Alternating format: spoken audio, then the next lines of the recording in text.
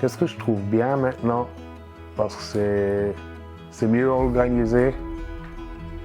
Par les infirmières, j'ai plus de contacts et je sais où que je dois téléphoner. Au début, j'étais perdu. Et maintenant, ça c'est vraiment très bien pour les contacts, pour téléphoner et tout quand il y a quelque chose d'urgence ou ça. C'est bien parce que si ce programme n'existait pas, je serais où?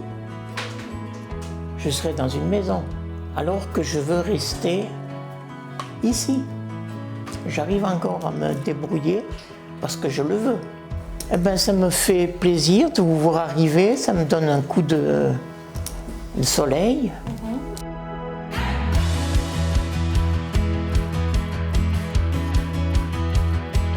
Je dirais que nous sommes partis de deux constats principaux. Tout d'abord, le domaine des soins à domicile est très particulier. Les collaboratrices et collaborateurs se retrouvent la plupart du temps seuls à domicile, doivent prendre des décisions rapides, doivent s'adapter aux attentes et aux besoins des personnes soignées et de leur famille également. En plus de ça, il y a un contexte d'équipe. Les équipes de soins doivent être aussi réactives pour s'adapter, pour s'organiser, pour planifier leurs activités. Et cette complexité de l'aide et des soins à domicile fait que je dirais que les modèles traditionnels d'organisation pyramidale sont peu adaptés à ce mode de fonctionnement. Un autre élément très important aussi, c'est que nous constatons que les nouvelles générations de collaboratrices et collaborateurs cherchent des environnements de travail plus participatifs, plus collaboratifs. Ils souhaitent avoir plus d'autonomie et donc aussi plus de responsabilité dans les prises de décision. Et ce modèle de personnalisation permet ce mode de fonctionnement-là. En quelques mots de présentation, le service des soins du CMS Sion et Rincontet accompagne plus de 3000 bénéficiaires par année qui vivent dans des environnements géographiques et sociaux très différents, en plaine ou en montagne, en ville ou dans des villages, voire dans des hameaux isolés. On a essayé de trouver une organisation qui pouvait amener à un résultat où les soins étaient plus personnalisés auprès de ces patients.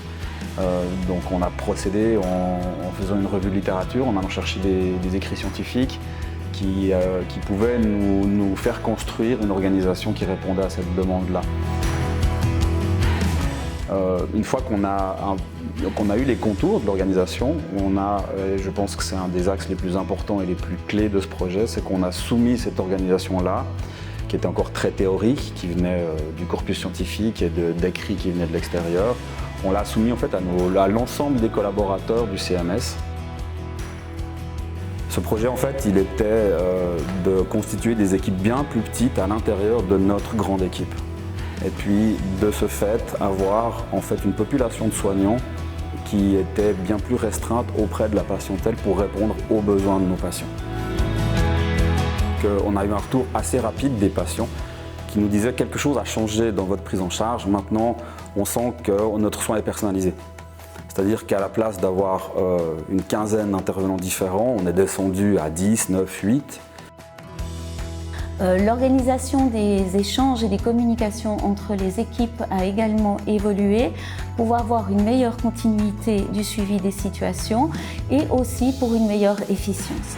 Concrètement, chaque micro-équipe a un temps d'échange particulier autour des situations qu'elle suit.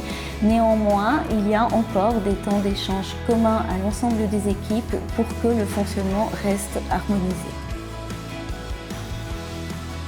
On part du principe que ceux qui font le travail savent, autrement dit, les professionnels des soins peuvent prendre des décisions pour ce qui concerne les soins et l'organisation des prestations auprès des bénéficiaires. L'évolution du rôle de responsable passe donc d'un rôle de cadre à un rôle de coach.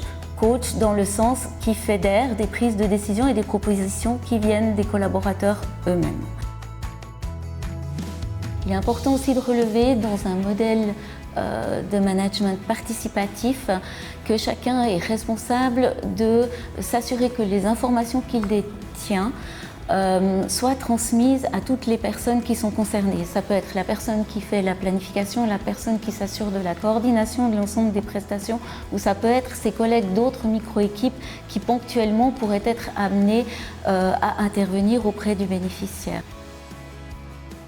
Ce modèle nous permet de maintenir une proximité entre les cadres, entre l'équipe de direction et les équipes de terrain. Donc ça, c'était aussi une dimension très importante du projet pour permettre à une grosse organisation complexe d'être malgré tout agile, réactive, pour accompagner au mieux les bénéficiaires à domicile.